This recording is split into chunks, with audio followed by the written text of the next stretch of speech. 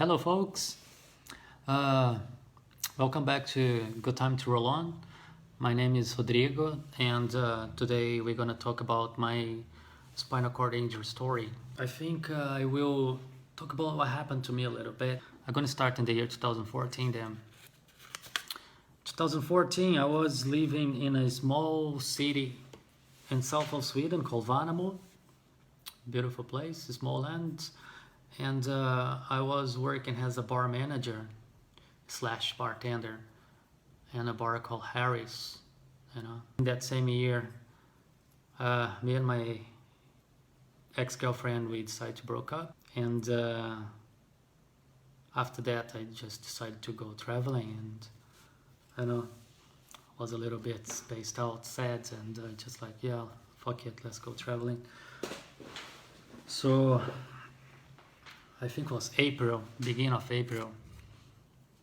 I bought a ticket to Lima in Peru, and I decided to do like a loop around South America, by myself, a solo backpacking. And I flew to Lima, stayed there for a while, went to Cusco, and I did a Salcantay Inca Trail all the way to Machu Picchu. Then I did a bunch of cool stuff.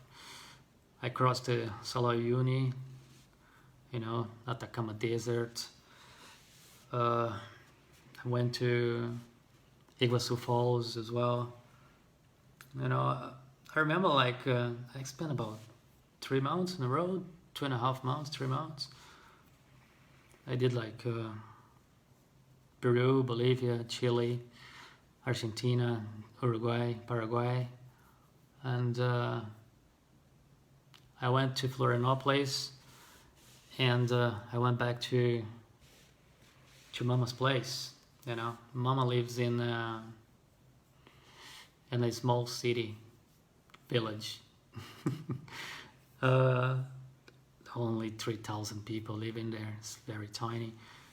Southeast of Brazil, filled with nature, rivers, water, very beautiful place. My plan was to stay there and watch the World Cup and be with her for like a whole month, and then come back to Sweden, make more money, and go to Nepal. Well, but as you know, things sometimes don't go the way you plan. So I remember being at home with my mother, and was like the second day of the World Cup. I remember I was watching football on TV. Holland just beat Spain. It was a good game. And then my brother invited me to go out that night, and it was Friday the 13th, June. I remember that we went down to the boardwalk. There was a little beach there. My brother was skateboarding, and I took my camera. I was taking pictures of the moon. And after that, we went to a bar. We didn't drink much. I think we had like 2 beers, and then we went back to Mama's place. I remember that my brother went inside the house, and then I just went to walking, And there was like a little cliff right in front of my mom's place, a little embankment. Not high at all. It was like 3 meters, something like that. I don't remember. I used to have I still have it,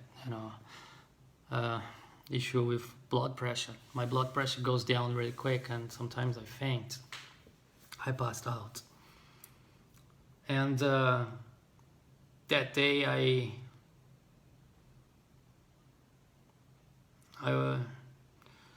passed out in the wrong place, in the wrong time, because I was close to this embankment and I just fell. I fell on my face, I broke my jaw, I cut off my eye, and I broke my back. Don't remember anything. Nothing. such a weird accident. I was just like so unlucky. Anyway, I remember waking up in an ambulance, and then I remember that the nurse was like, stitching my eye. I just got my eye over here. And then she said to me, "Yeah, we're taking you to the hospital." I remember that I had so much pain. That's like, they gave me drugs and more drugs and more drugs, and I was literally high all the time. I couldn't get myself around. It's like, how that happens? Like something so silly. Anyway, they operated me. I had the spinal cord injury, T3. Then I remember somewhere around 4 or 5 days after my accident, my ex-girlfriend rang me, Annalie, and she told me, "Roddy, listen, I got in touch with your insurance company, and if you want to come to have a treatment in Sweden, they can send a doctor and they can pick you up and you can do your treatment here."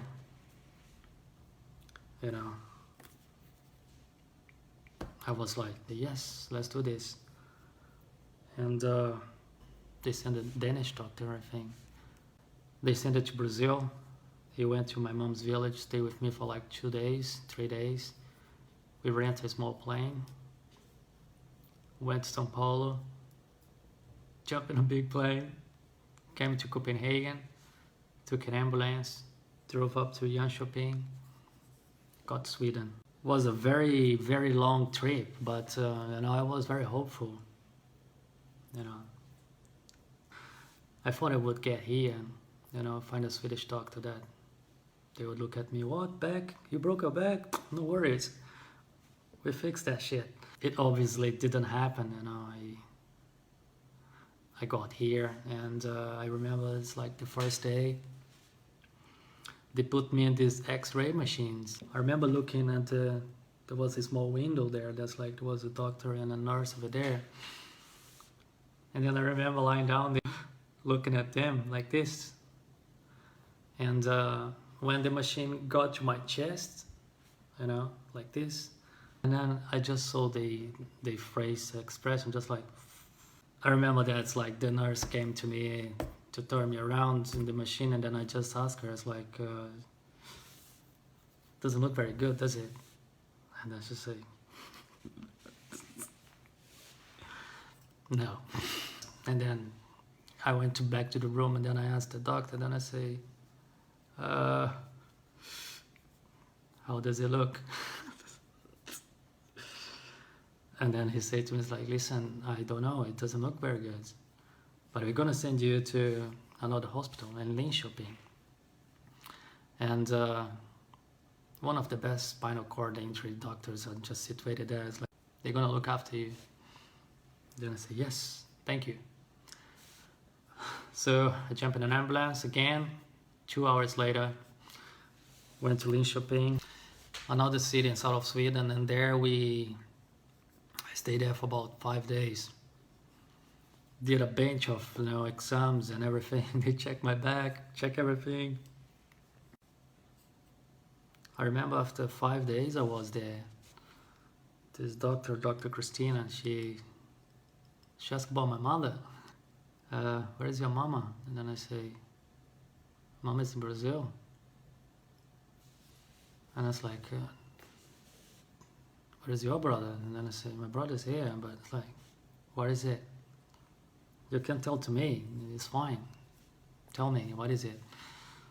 I said, "Oh, we're gonna have a meeting, I need to talk to you, and I would like to, for you to have somebody with you, like your mother or your brother." I kind of knew, I kind of like, fuck. Then I said, "No, it's fine. Just talk to me about it. It's fine. Come on." She was actually very sweet. She started talking about research, She said to me, like, "Listen, there's a lot of research going on right now, and we never know.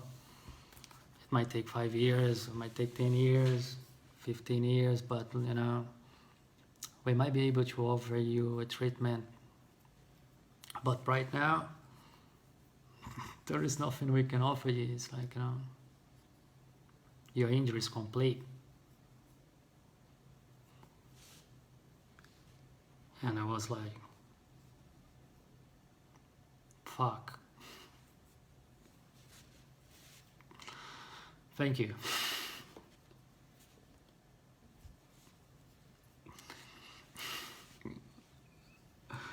Oh God, it was very hard. It was a tough, like, it was a bad day. After that, it's like, they just sent me back to Yanshoping, close to where I used to live, and then I stayed there for like 4 months, 3 months and a half, something like that. I think I had the best rehabilitation someone can get.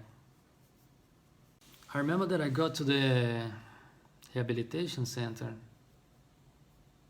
and I never actually stopped to think, wow, I'm never gonna walk again. I never did. I remember just like in the first day, I was like just like trying to put my socks on, and then the next day, I was just trying to sit in a bed, and then the next day I was just trying to learn how to have a bowel program, and so it's like I took it very easy at the beginning, I set myself small goals every day, a little thing, and I was like, yeah, and I'm still doing it. Sometimes, of course, you have setbacks, you're like, there are things that you want to do, but your mind goes somewhere, but your body doesn't follow, so you need to have a little bit of patience with it. And I remember as well, while I was in the rehab center, all the support I had, from my friends and from my family, it's just like fucking beautiful. Everybody got together, they helped me out, financially, they helped me out mentally, a lot of people came to visit me. It was just like, I've got the best family and friends in the world. Just like, it's very important to have that. That was extremely important.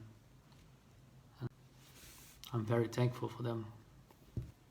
I remember when I left there, I was completely dependent. Since then, I'm dealing with neuropathic pain and some bladder issues, as I mentioned in the video I recorded before. And beside that, everything's fine, I actually kind of accepted, how to live in a wheelchair, and I actually don't mind anymore. It's I live independently, I have a job, I travel, everything is, it's not normal, but it's like, you can adapt to it. And there is a set of skills you learn with it. That is, it makes you a better human being. I'm gonna talk about that as well in the future. And there are a lot of good things that came out of it. I'm gonna talk about them too. There are a lot of things in the world that's like, it's much worse than spinal cord injury. So, of course, it's pretty hard to keep your heads up all the time. You're gonna be sad and you're gonna have bad days, you're gonna struggle, but that's like everybody else, Everybody goes through shit sometimes. Uh, if any nearly injured people are watching this right now, I just want you to know that you'll be fine. There are a lot you can do with spinal cord injuries, if you are going through a hard time and if you have nobody to talk about it, or if you have want to get to know some tips or anything, feel free to contact me. I'll be glad to help. Okay? I will come back to you guys and